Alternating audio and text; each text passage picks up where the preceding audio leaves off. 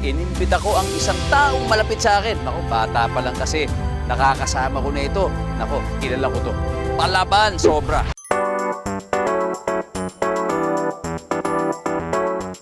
Hello mga kapuso, ako po si Arthur Solinap para sa Amazing Earth. Dito kami ngayon sa 100 Islands sa Alaminos, Pangasinan. May ginawa kaming activity ni Dong kanina, magkasama kami. Nag-helmet scuba kami. Siyempre at first medyo alangan ako kasi hindi naman ako ganun ka-adventurous. Pero alam ko deep inside, meron akong yung parang pag napapanood ko parang may itch ako na kaya ko to, parang gano'n. Nung pumasok na kami sa tubig, wow.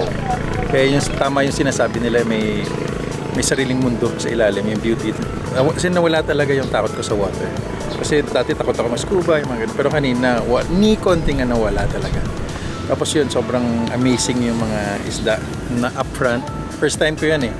Tapos naglagay ako ng mga crackers. Nung naglapitan na sila, sabi ko, wow.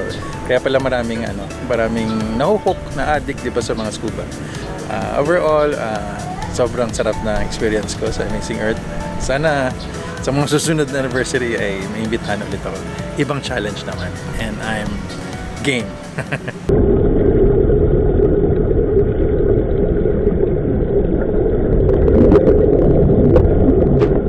Kaya sa mga kapuso nating on the go, tutukan nyo ang live stream ng ating programa sa official accounts ng GMA Network, pati na rin sa YouTube at Facebook. At mag-comment din kayo sa ating mga kwentong amazing.